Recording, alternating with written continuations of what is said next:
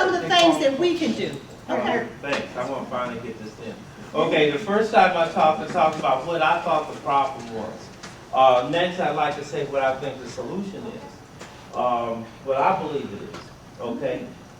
You know, the laws of supply and demand basically say that the people that are going to be the most comfortable are the people that have something that everybody else wants, and they have plenty of it. Now, if you know, Flint is a very strange place because you know you say, oh boy, the unemployment is so high. But you know, if you think about looking at this building is an example also of what Flint has. Flint has an enormous educational system. Flint has Baker, Flint has GMI, which was the brain of Retired engineers. Flint has Mott, Flint has U of M, and so Flint has an enormous, but what Flint doesn't have is Flint doesn't have a vision. Flint used to be a logging town.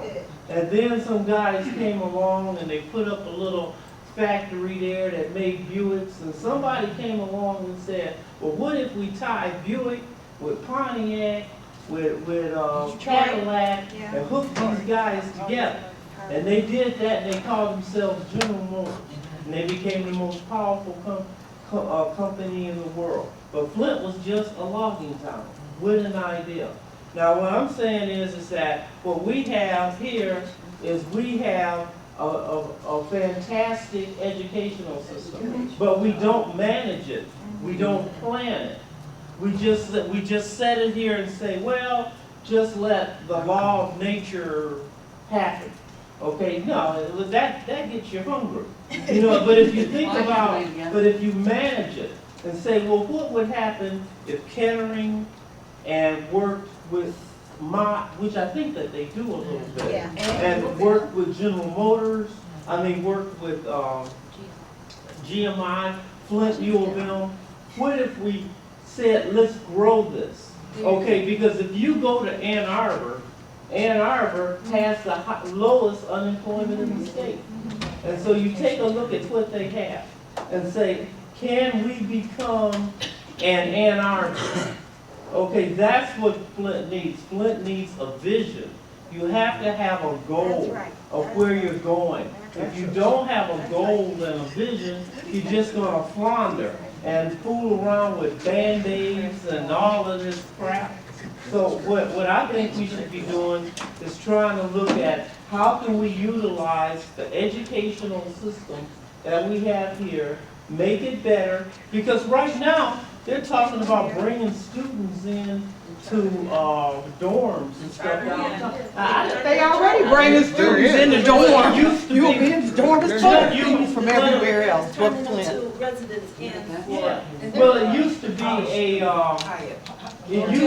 Flint used to be a drive-in school.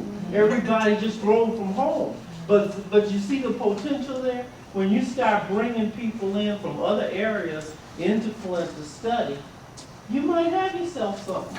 Yeah. But can we react fast enough? They started with that dormitory stuff maybe 10, 11, 12 years ago talking about and it just happened yesterday. Right.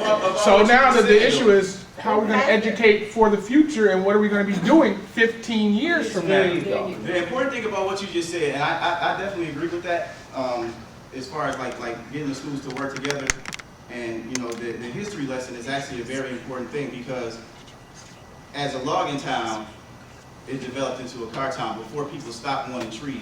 Now ain't nobody buying cars, and you know what I'm saying? So even if we had 1 million car factories, we wouldn't have nothing. The key to a successful economy isn't a specific vision. It is a very, very diversified economy. You have to have a bunch of different things. So when people stop wanting computers, we still making TVs. And when people stop making TVs, we got people over here that got food because people still got to eat. That's why barbers are still, you know what I'm saying, around because people here never gonna stop growing, but they might start letting it grow long.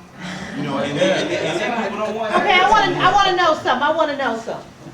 Who ordered that Vermont teddy bear that they've been advertising on TV? Who ordered it for Valentine's Day? Come on, and you. That's too much. Y'all better not order no Vermont teddy bear.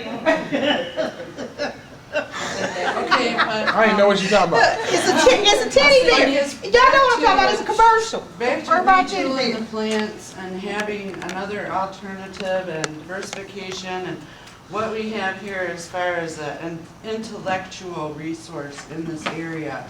Maybe another idea wouldn't just be the alternative fuels, which the governor talked about in her State of the State as being wind and solar, which is already taking place here in Michigan. But we also have a lot of water in our Great Lakes, and hydrogen power produces no ill effects when it's produced. So we should pioneer in that area. But as far as here in the Flint area and Flint having its own plan, I believe that in our reliance on foreign fuels and in the urban congested areas where a lot of smog is produced, that perhaps it might be suggested that these people who commute to these areas are given parking structures somewhere on the outer bounds of the metropolitan areas and use a smaller battery operated, maybe a golf cart type vehicle to tool around town. You know, in Michigan, you'd have to have a heater or something covering your head. But is it? But, you know, we could produce that, we could get some engineers to make a plan, and it wouldn't cost as much. There could be two type, you know, like an alternative type of vehicle.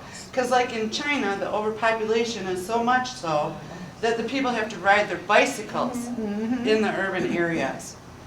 Or they have those people. No, they pulled can't bikes. afford But because we do have so much water. Well, you don't have to have all these huge Right, cars. we don't, but because we do have all this much water, we could actually, and because we're surrounded by it, in actuality, we could be a very, very big, serious, basically, electrical base. Than all these windmills all over the place. They're already doing it in Greenland. They've converted all their gas stations, which it only takes a certain nozzle on the pump and like a septic tank type tank on the outside of the fuel pumping station.